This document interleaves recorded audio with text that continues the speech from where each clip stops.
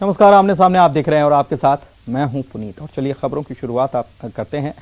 Online शराब बेचे जाने को लेकर विपक्ष ने सरकार को घेरना शुरू कर दिया। बीजेपी के पूर्व मंत्री केदार कश्यप ने सरकार पर जुबानी तीर चलाते हुए कहा है कि पूरे प्रदेश में लॉकडाउन है, लेकिन सरकार घर घर शराब पहुंचा रही है। बीजेपी नेता का कहना है कि कोरोना काल में लोगों को दवा पहुंचाना, 2 वक्त की रोटी देना जरूरी है, लेकिन सरकार लोगों को शराब पिला रही है। राजेश मूणत ने भी ऑनलाइन शराब को लेकर ट्वीट किया और सरकार पर निशाना साधा है।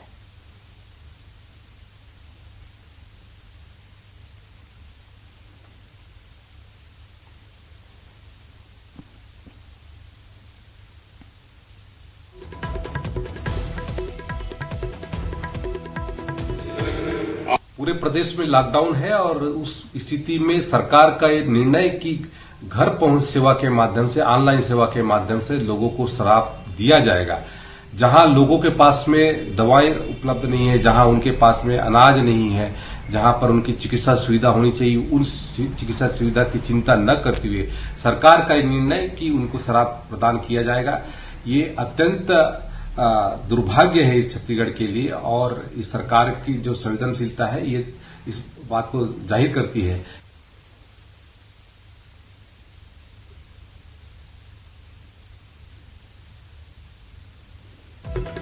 सरकार को जनता की फिक्र नहीं है, ये कहना है केदार कश्यप का। और उन्होंने बीजेपी ने निशाना साधा है सरकार पर, कहा है कि ऐसे वक्त में जब दवाएं और भोजन लोगों को घर उपलब्ध कराना चाहिए, सरकार लोगों को घर शराब उपलब्ध करा रही है और बीजेपी इस मुद्दे को प्रमुखता से उठा रही है। और उधर ऑनलाइन शराब बिक्री पर बीजेपी पर कांग्रेस ने पलटवार किया। कांग्रेस प्रवक्ता विकास तिवारी ने बीजेपी को ऑनलाइन शराब बिक्री और कोरोना महामारी पर चर्चा के लिए चुनौती दी और साथ ही शायरी करने पर भी तंज कसा है। मैं दोनों प्रवक्ताओं को खुली चुनौती देता हूं कि आए किसी भी मंच में, किसी भी चैनल में डिबेट कर ले और राज्य सरकार जो व्यवस्था कर रही है उस पर बातचीत कर ले। राज्य सरकार जो शराब, ऑनलाइन शराब बिक्री कर रही है उस पर चर्चा कर लें, कोरोना महामारी के व्यवस्थाओं पर चर्चा कर लें। हम उनको चुनौती देते हैं और मैं समझता हूं कि दोनों नेता मेरी चुनौती को स्वीकार करेंगे। शेरो शायरी करने का समय नहीं है, कोरोना महामारी का समय है। मिलजुल कर प्रदेश को कोरोना संक्रमण से। और राकेश गुप्ता जी हमारे साथ जुड़े हुए हैं कांग्रेस की तरफ से, तो गौरी शंकर श्रीवास जुड़े हुए हैं बीजेपी की तरफ से। राकेश जी, सबसे पहले ये बताइए कि ऑनलाइन जो शराब का बेचने का फैसला लिया गया, उससे ज्यादा जरूरी तो दवाएं हैं, उससे ज्यादा जरूरी तो भोजन है, और खास तौर पर उन लोगों के लिए जो रोजाना काम करते हैं और रोजाना कमाते हैं और उसी से उनका घर चलता है। ऐसे में लोगों को शराब जरूरी है, भोजन और दवाएं?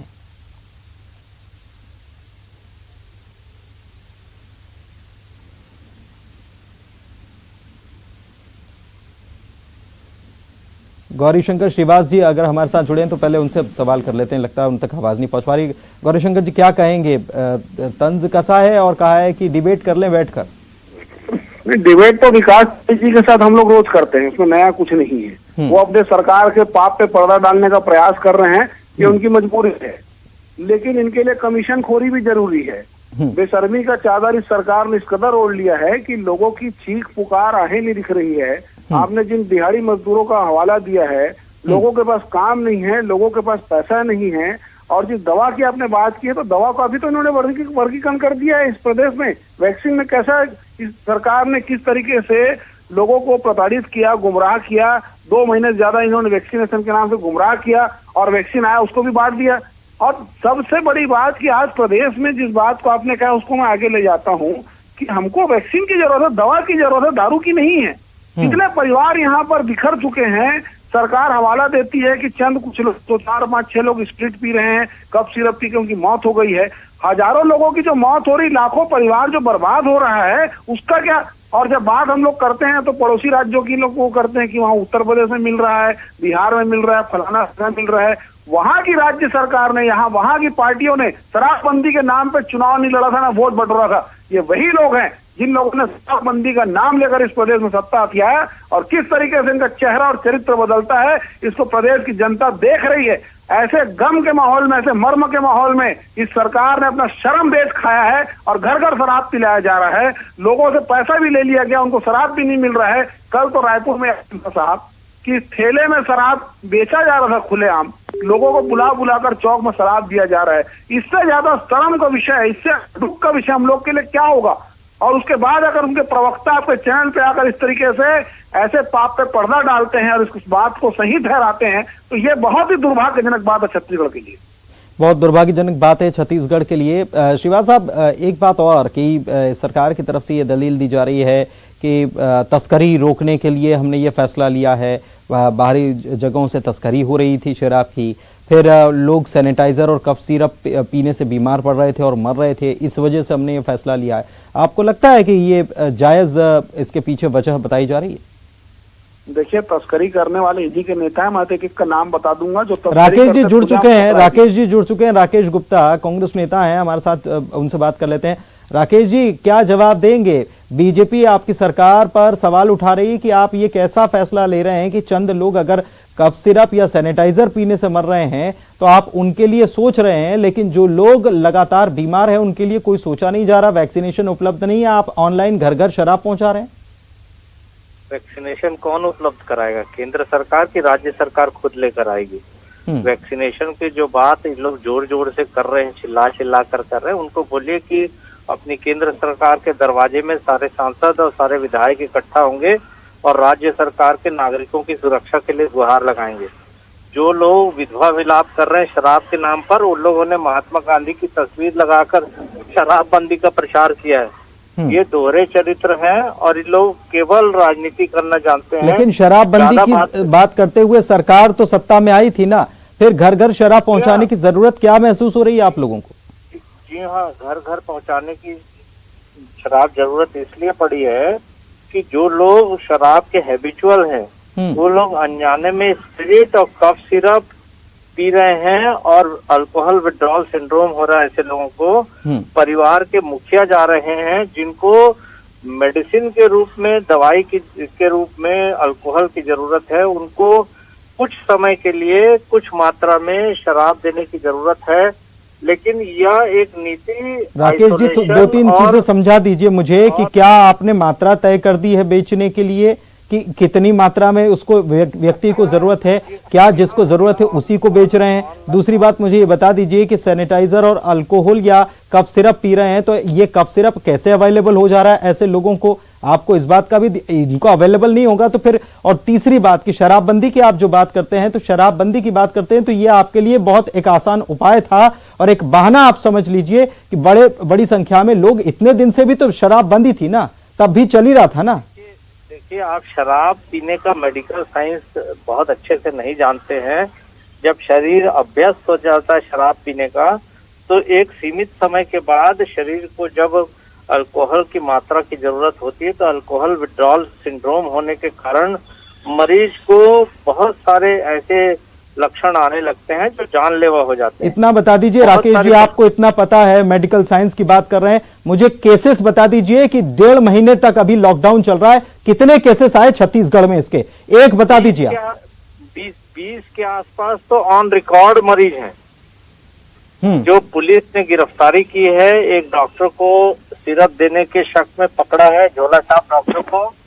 और ऐसे मरीज जो स्पिरिट कर मरे हैं, उनके परिवार बर्बाद हो गए हैं। तो ऐसे लोगों को अल्कोहल की एक मेडिकल ग्रेड के रूप में मात्रा देने के कारण सरकार को यह अनचाहा फैसला लेना पड़ा। अन्यथा सारी चीजें जैसे बंद थी, अल्कोहल और शराब की दुकानें बंद थी। ये एक ऐसा अनचाहा फैसला था जो परिवारों को बर्बादी रोकने के लिए लिया गया है। मुझे लगता है कि छत्तीसगढ़ में जो इतने लंबे समय तक शराब पिलाई गई डॉक्टर रमन सिंह के सरकार के द्वारा, ये उसका दुष्परिणाम है जो कांग्रेस सरकार को आने वाले समय में एक मेडिकल आपदा के रूप में सुलझाना होगा। नहीं, लेकिन राकेश जी, गौरी शंकर जी भी जुड़े हुए हैं, उनसे भी बात कर लेते हैं। गौरी शंकर जी, आप सुन रहे हैं राकेश जी को, वो जवाब दे रहे हैं, आप लोगों के ऊपर डाल दे रहे हैं। खैर वो तो चलता, ये तो हमने देखा ही है कि ये सब तो चलता है कि एक दूसरे पर आरोप प्रत्यारोप होता है। मेडिकल साइंस की भी बात कर रहे हैं, लेकिन नशा मुक्ति केंद्र भी तो हैं, वो किस लिए हैं, किस दिन के लिए रखे हैं? देखिए ऐसा है, डॉक्टर राकेश गुप्ता एक वास्तव में अच्छे डॉक्टर हैं, चिकित्सक हैं। उनके पास राजनीतिक भाषा नहीं, इसलिए चिकित्सा भाषा का प्रयोग कर रहे हैं। फलाना सिंड्रोम विंड्रोम का हवाला देकर अपनी सरकार को बचाने का प्रयास कर रहे हैं। ये जितने भी सिंड्रोम और दुनिया भर का बीमारी का हवाला दे रहे हैं, क्या ये घोषणा पत्र बनाते समय और छत्तीसगढ़ वासियों को धोखा देते समय ये सारे सिंड्रोम का हवाला दिया था इन्होंने? बात नंबर 1, 3 करोड़ की जनसंख्या, 2.25 करोड़ की जनसंख्या में 10-20 लोग स्प्लिट पी भी रहे हैं, तो उसके आधार पे आप इस तरीके का फैसला करते हैं। मानो ऐसा लगता है कि इंतजार में बैठे थे कि लोग ऐसे हरकत करें और तुरंत हम अपनी दुकान खोल दें और कमीशन खोरी शुरू कर दें। वही तो हो रहा है। जिस बात को इन्होंने कहा है, ये पूरी तरह से लीपापोती करने वाली बात है कि अल्कोहलिक हो जाते हैं। 1.5 महीने में किसी प्रकार की ऐसी घटनाएं बड़े स्तर पर नहीं मिली। 2, 4, 5, 10 केस को देखकर आपने अपने दुकान का शटर इसलिए खोल दिया है क्योंकि आपको ओवररेट की कमीशन खोरी करनी है, आपको चोरी करनी है, लोगों को बर्बाद करना है, आपका खजाना खाली हो गया उसको भरना है। और ये तरीका है कि घर घर शराब पहुंचा कर आप देंगे। ये पूरे भारत देश में अपने आप में अनूठी व्यवस्था है। नहीं, और दूसरे राज्य का सबसे आश्चर्यजनक बात यह है कि जो कफ सिरप पी रहा है या जो सैनिटाइजर, जिसको लग रहा है कि सैनिटाइजर में अल्कोहल है और उससे भी नशा हो जाएगा, तो ये बात तो सार्वजनिक की जा सकती है ना कि सैनिटाइजर पीने से आपकी जान जाएगी। ये तो किया जा सकता है ना। उसके बजाय ये फैसला लेना और इसके पीछे ये तर्क देना, शायद आम लोगों को शायद इसका समझ में ना आए ये बात। और जो सिंड्रोम की बात कही जा रही है राकेश जी, उसके लिए बहुत सारी व्यवस्थाएं और भी हैं, नशा मुक्ति केंद्र और तमाम व्यवस्थाएं हैं। सरकार को इस पर विचार करना चाहिए। बहुत बहुत शुक्रिया आप दोनों मेहमानों का हमारे साथ जुड़ने के लिए। और वक्त एक ब्रेक का है, जल्द लौटेंगे। के बाद आपका स्वागत है। आमने सामने आप देख रहे हैं और एक बड़ी खबर इस वक्त आपको बता रहे हैं। शिवराज कैबिनेट की बैठक चल रही थी, इसमें एक बड़ा फैसला ले लिया गया। आबकारी नीति को कैबिनेट में मंजूरी मिल गई है और लाइसेंस रिन्यूअल के लिए 10% राशि देनी होगी और 10 महीने के लिए नई नीति को मंजूरी दी गई है। 90 ml की पैकिंग में भी शराब अब मिलेगी, ये भी फैसला ले लिया गया है। तो ये एक बड़ी खबर इस वक्त आपको बता रहे हैं। शिवराज कैबिनेट ने ये बड़ा फैसला लिया है। आबकारी नीति को कैबिनेट में मंजूरी दी गई है। लाइसेंस रिन्यूअल के लिए 10% राशि देनी होगी और 10 महीने के लिए नई नीति को मंजूरी दी गई है। और इसके अलावा ये फैसला भी लिया गया है कि 90 ml की पैकिंग में शराब अब मिल सकेगी। इसके अलावा और भी कई फैसले लिए गए। पीएम आवास योजना को सरकार की तरफ से गति दी जाएगी। आबकारी नीति को कैबिनेट में मंजूरी दे दी गई 10 महीने के लिए। लाइसेंस रिन्यूअल के लिए 10% राशि देनी होगी और 10 महीने के लिए ये नई नीति लागू रहेगी। इसके अलावा 90 ml की पैकिंग में शराब मिल पाएगी। 2352 लोगों को पीएम आवास योजना को गति सरकार देगी, ये भी बताया गया है। कैबिनेट में ये फैसले लिए गए हैं। नजूल की जमीन में भूस्वामी हक में बदलेगी। नजूल की जमीन भूस्वामी के हक में बदलेगी। छनेरा में दिए गए पट्टों को भूस्वामी हक का फैसला किया गया। 2352 लोगों को इससे फायदा हो पाएगा। इसके साथ ही प्रधानमंत्री आवास योजना जो है इसको सरकार की तरफ से गति दी जाएगी।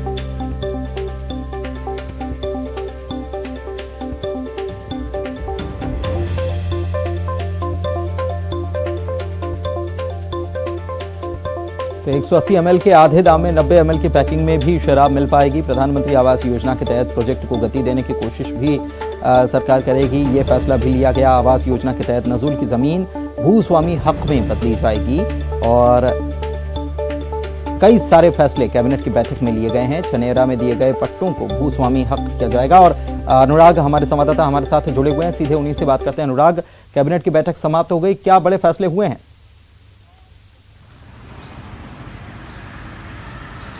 देखिए, आज कैबिनेट की बैठक में आबकारी नीति को मंजूरी दी गई है। ये एक बड़ा फैसला है। सरकार ने जो अभी मौजूदा शराब की दुकानें हैं उसकी में 10% की वृद्धि करते हुए लाइसेंस को रिन्यूअल करने का फैसला किया है। यानी कि कोई भी दुकानदार जो मौजूदा समय में दुकान को संचालित कर रहा है वो 10% लाइसेंस फीस देकर अगले 10 महीनों के लिए दुकान लाइसेंस को रिन्यूअल करा सकेगा। इसके अलावा जिन दुकानदारों को वृद्धि से इनकार करते हैं वहां पर टेंडर करके सरकार दुकानों की नीलामी करेगी। तो ये एक बड़ा फैसला सरकार की तरफ से लिया गया है। लेकिन इसके अलावा अब शराब सुलभ हो सके, इसको लेकर भी सरकार ने एक बड़ा फैसला किया है। 90 ml के पाउच में भी अब शराब की बिक्री हो सकेगी। अभी तक 180 ml के पाउच में शराब की बिक्री होती थी, यानी कि अब उसके आधे दाम में लोगों को शराब मुहैया हो सकेगी। तो यानी सस्ती शराब देने की भी कोशिश है ताकि इसके जरिए शराब की बिक्री हो सके और इससे सरकार को आमदनी हो सके। जो पूरा का पूरा खाका तैयार किया गया है उसके तहत 400 से 450 करोड़ रुपए की आय सरकार को होगी। तो एक बड़ा फैसला आज शिवराज कैबिनेट की बैठक में लिया गया है। ऑनलाइन शराब की बिक्री को लेकर भी चर्चा की बात कही जा रही थी अनुराग। बिल्कुल, देखिए पिछली कैबिनेट में भी ऑनलाइन शराब की बिक्री का प्रस्ताव लेकर आया था, लेकिन मंत्रियों की आपत्ति के बाद इसको टाल दिया गया था। आज की बैठक में भी इस मुद्दे को लेकर चर्चा हुई है, लेकिन जहां तक हमको खबर मिली है उसके तहत फिलहाल सरकार शराब ऑनलाइन बेचने के मूड में बिल्कुल नहीं है और इसको डिफर कर दिया गया है। यानी कि जो पुरानी व्यवस्था थी उसी व्यवस्था के तहत शराब की बिक्री की जाएगी। जी, इसके अलावा भी प्रधानमंत्री आवास योजना को गति देने को लेकर भी फैसला लिया गया है कि इसमें और तेजी लाई जाएगी।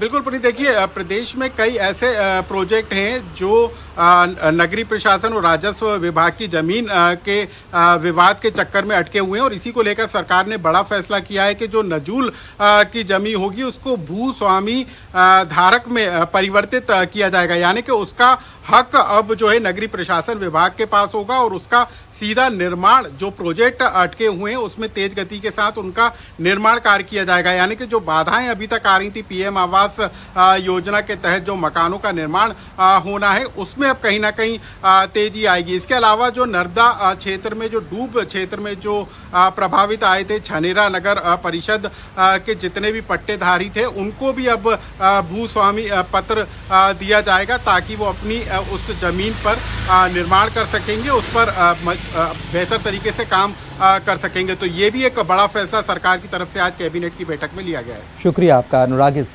जानकारी के लिए। तो बड़े फैसले आज कैबिनेट की बैठक में हुए हैं। नई आबकारी नीति को मंजूरी दे दी गई है और 10% फीस देकर 10 महीने के लिए जो अभी वर्तमान में शराब दुकान संचालक हैं वो अपना लाइसेंस रिन्यूअल करा सकते हैं 10 महीनों के लिए। इसके अलावा एक बड़ा फैसला ये कि शराब अब 90 ml के पैकिंग में भी बेची जाएगी।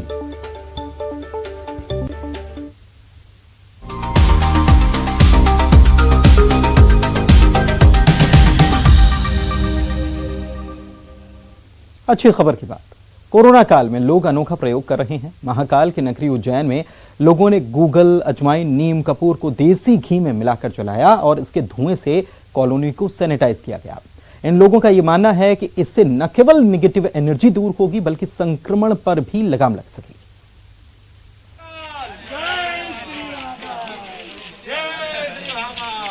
महाकाल की नगरी में यह अनोखा सैनिटाइजेशन देखिए, चलता फिरता हवन यज्ञ कुंड देखिए।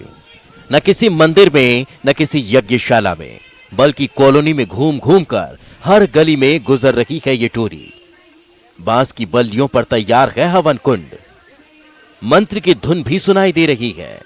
तो आपको बता दें आखिर ये कौन सा तरीका इजाद किया है कोरोना पर वार का। उज्जैन के मक्सी रोड में ये शायद गोम्स कॉलोनी में हो रहा है हवन।